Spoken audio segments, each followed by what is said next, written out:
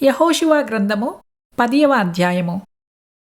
యెహోషువ హాయిని పట్టుకొనిన సంగతియు, అతడు యెరికోను దాని రాజును నిర్మూలము చేసినట్టు హాయిని దాని రాజును నిర్మూలము చేసిన సంగతియు, గిబియోను నివాసులు ఇశ్రాయేలీయులతో సంధి చేసుకొని వారితో కలిసికొనిన సంగతియు యెరూషలేము రాజైన అదోనిసెదెకు వినినప్పుడు అతడును అతని జనులును మిగుల భయపడిరి. ఏలయనగా గిబియోను గొప్ప పట్టణమై రాజధానులలో ఎంచబడినది. అది హాయి కంటే గొప్పది. అక్కడి జనులందరూ శూరులు. అంతటా యెరూషలేము రాజైన అదోనీసెదెకు గిబియోనీయులు యెహోషువతోనూ ఇశ్రాయేలీయులతోనూ సంధి చేసియున్నారు.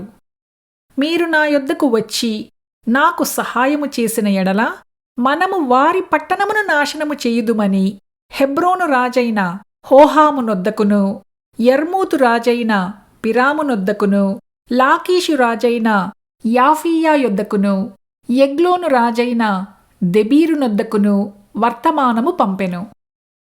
కాబట్టి అమోరీయుల 5 రాజులను అనగా యెరూషలేము రాజును, హెబ్రోను రాజును, యర్మూతు రాజును, లాకీషు రాజును, ఎగ్లోను రాజును కూడుకొని తామును తమ సేనలన్నీయూ బయలుదేరి గిబియోను ముందర దిగి గిబియోనీయులతో యుద్ధము చేసిరి.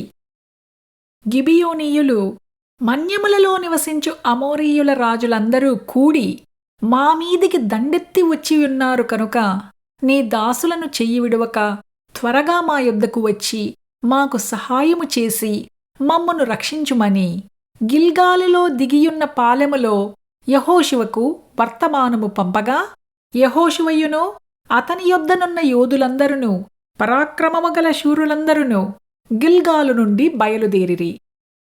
అప్పుడు యెహోవా వారికి, భయపడకుము, నీ చేతికి వారిని అప్పగించియున్నాను. వారిలో ఎవడునూ నీ ఎదుట నిలువడని యెహోషువతో సెలవీయగా, యెహోషువ గిల్గాలు నుండి ఆ రాత్రియంతయు నడిచి వారిమీద హఠాత్తుగా పడెను. అప్పుడు యెహోవా ఇశ్రాయేలీయుల ఎదుట వారిని కలవరపరచగా, యెహోషువ గిబియోను ఎదుట మహాఘోరముగా వారిని హతము చేసెను. బేత్‌హోరోనుకు పైకి పోవు మార్గమున అజేకా వరకును మక్కేదా వరకును యోధులు వారిని తరిమి హతము చేయుచూ వచ్చిరి.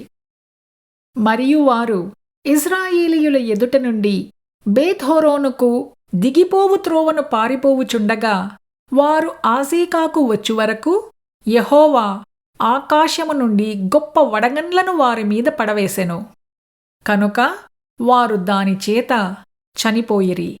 ఇశ్రాయేలీయులు కత్తివాత చంపిన వారికంటే ఆ వడగండ్ల చేత చచ్చినవారు ఎక్కువ మంది అయిరి.